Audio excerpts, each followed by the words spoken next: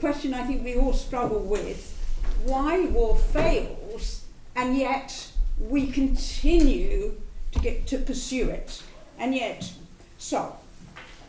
And I think we go to war for good moral reasons. We think we're fighting for good to triumph over evil. In practice, we fail to accomplish our goals. Instead, we unleash a cascade of chaos and misery. In the 21st century, the United States, along with its ally, the United Kingdom, has been involved in 4 major wars: Afghanistan, Iraq, Libya, Islamic State, and now are both funding and supplying equipment to Ukraine and Israel whilst the wars rage. So, just to look over the last 20 years, a few wars. Afghanistan, a 20-year war. The undignified exit of American troops left the Taliban in power. War in Iraq produced a military victory, then produced a civil war, out of which grew Islamic State. The military intervention in Libya exceeded its mandate, overthrew Gaddafi, led to the breakdown of the state and the entire Sahel region becoming more chaotic and violent. Islamic State has been weakened but not defeated. The so-called success in defeating Islamic State in Syria only pushed them further down the African continent. None of the root causes have been dealt with. Western governments have been plunged into evangelical wars of choice, which has made the world less safe. But I think this is the kind of thing we'll discuss. Many of these interventions are inspired by the belief we are spreading liberal democratic values and making a better world. So I think this is more John's territory than me, but we have to ask the question, why do we do this?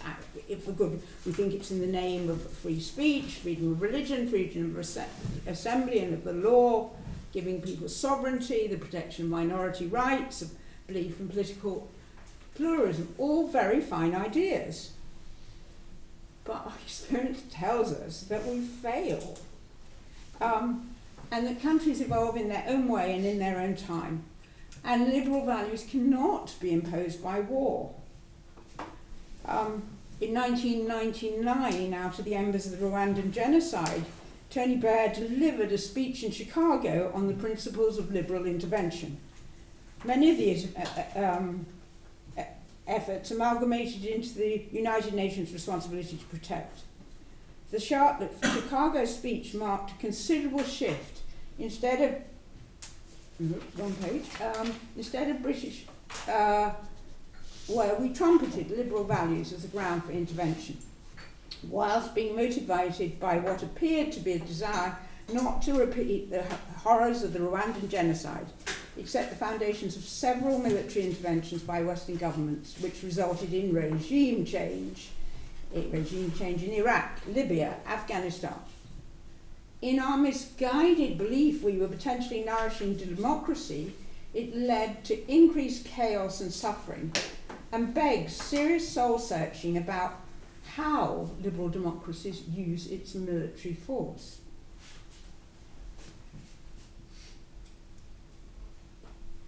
Although, and we can debate this, full of good intention, our liberal values came with a veiled sense of our superiority and our righteousness in intervening in other countries to mould governments in our own image.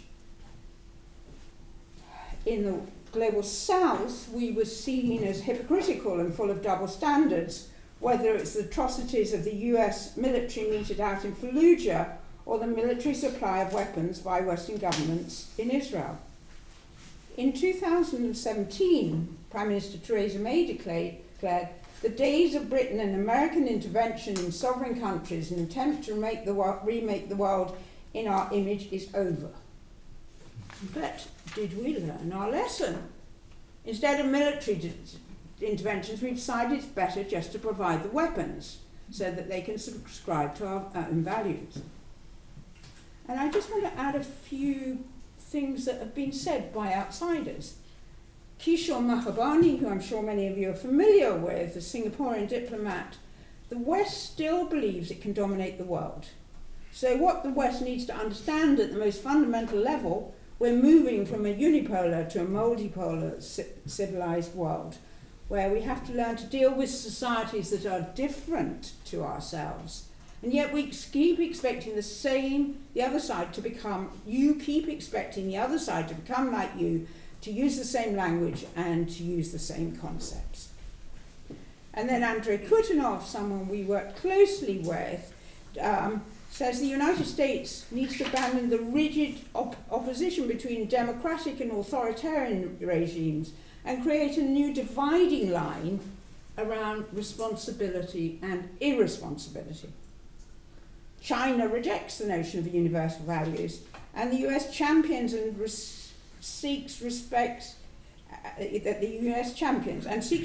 for the diversity of civilizations, including those who do not have liberal democratic rights and freedom. President Biden's words: in the battle between democracy and autocracy, democracies are rising at the moment, he says, and the world is clearly choosing the side of peace and security. A dubious idea, since liberal democracies have gone to war probably more than autocracies in the 21st century. So the question is it possible for democracies to cohabit with autocracies when they're not friends? Hobbes in Leviathan put it rather well when he talked about, can we establish a modus vivendi? And of course he was also talking about the very destructive aspects of our behaviour. So I'm going to now take it to Ukraine to make it a bit more real. And something we've been working on sort of quietly behind the scenes since the war broke out. So to have avoided this war, it would have involved a serious investment in prevention. Because once war begins, minds are hardened and black and white thinking emerges. Well, in the case of Ukraine, to speak about peacemaking was to dishonour the Ukrainian people. Suggestions of peacemaking were seen as giving an olive branch to Russian war crimes. An atmosphere of groupthink develops where any politician across the aisle who suggested compromise with the Russians was seen as betraying values of Western liberal democracy. Now, Zelensky said he'll now present a peace plan at the UN this week, probably today as I speak. But the plan is based on the use of long-term US missile weapons that he hopes will act as a game changer and make Russia seek peace. But there's also a possibility of dangerous escalation. In the face of Russian aggression, it is difficult to contemplate there were underlying grievances with complex roots, and that this war is embedded in a much larger Russian-Western confrontation. Some would say the West has been sleepwalking into this conflict for the past 3 decades. From a Russian perspective, the groundwork of the Ukraine crisis was established at the end of the Cold War, with the collapse of the Soviet Union. The inexorable advance of liberal democracy with no recognition of the contested centres of power and different narratives reflecting the instability of the Cold War international system.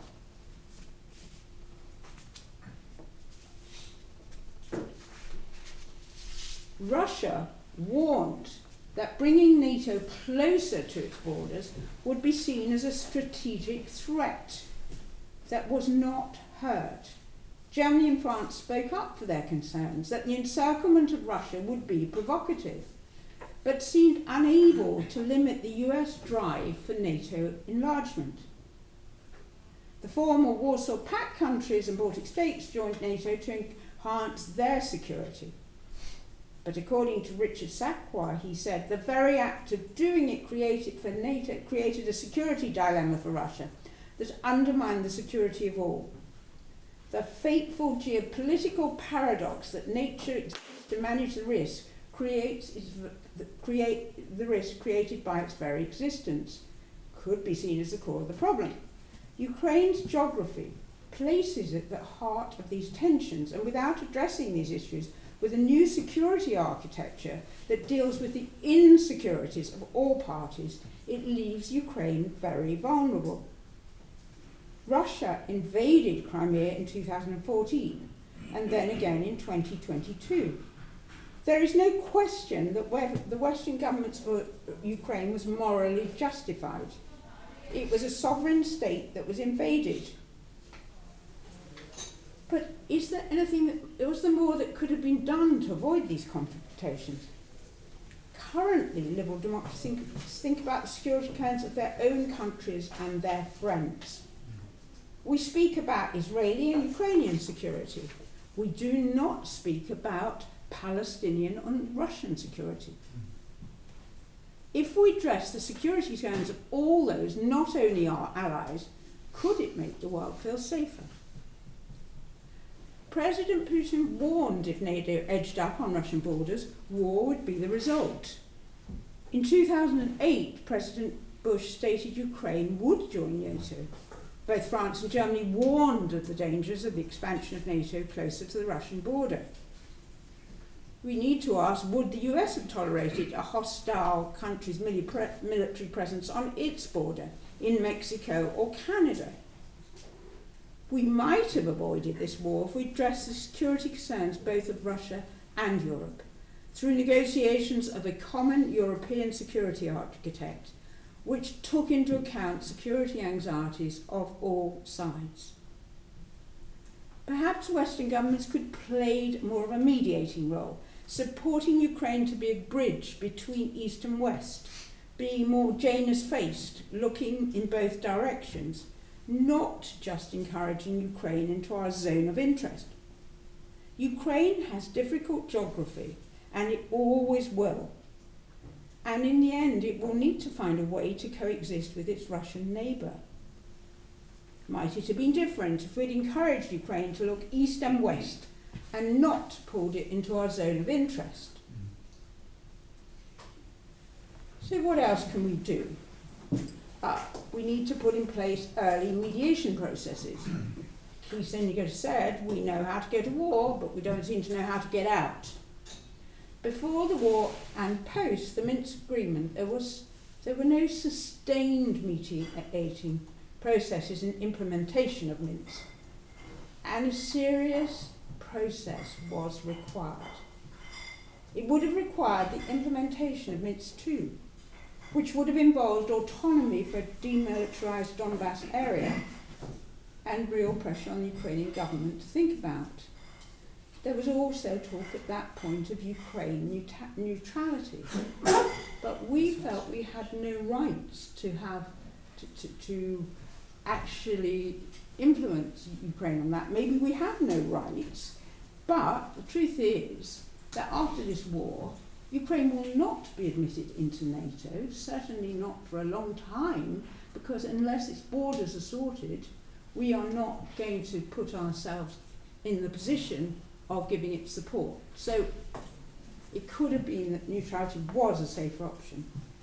Then, of course, we have to understand the bigger geopolitical context. And the beginning of the war, it was a proxy war between Russia and the US. Once war began, many Western governments, led by the US and the UK, wanted to weaken Putin and were not interested in accommodation with him. And many of you will know what happened in Istanbul 3 months after the war began, and when there was actually a very serious peace process, but we thought that the Western countries, the US and UK, did little to support it at that point. In fact, my organisation that creates back channels, and in this instance we worked for high political back channels at the highest echelons and dialogue between the US and Russia. The Russian government, the previous foreign secretary, asked us if we could help set up this process, which we did with a senior ex-European president who Putin wanted to engage with and trust, but he quite rightly said, unless the politics are done and that we needed buy-in from the US government, the system wasn't possible. But once the climate of war had begun, it became very difficult to think about this seriously. So, these are ideas I'm throwing out, and I intentionally want to protect time so we can have a conversation after this. And I want to connect with some of the things that were said yesterday. We need to see the world as it is and not as we want it to be. We don't need to be Pollyannish about human behaviour. I think Scott said he went into GBT to ask how do we prevent war, and I think it said something like let's get rid of people, or how do we develop the human maturity, which I suppose what many of us are interested in today, in which we go beyond this idea of friends and enemy and realise that we have to engage with people whose values we don't necessarily like. But if we're serious about preventing and avoiding wars, this would have been wise. I don't need to tell you here that because we wouldn't speak to Assad, the war went on, that because we won't, that the policy says that these bad people we mustn't engage with, whether it's Putin, Hamas, the Taliban, all of you think about these things very deeply and are involved in your different ways. To finish, John referred yesterday to the conversations between Freud and Einstein, and by then it was just on the edge of the outbreak of war, and I think both were very, very depressed about what was going to happen and the inevitability of it, and of course it very much reinforced what Freud believed about the aggressive nature of humans. But what the conversation did say was it could have been different if we had been committed to prevention. So there, it challenges us to think about what can we do early, and what stops us investing serious resources in early intervention, mediation, quietly behind the scenes. It'd be impossible to imagine that we might put as many resources into that as we do into the military. But what stops us doing what's in our best interest? So I leave you with these thoughts.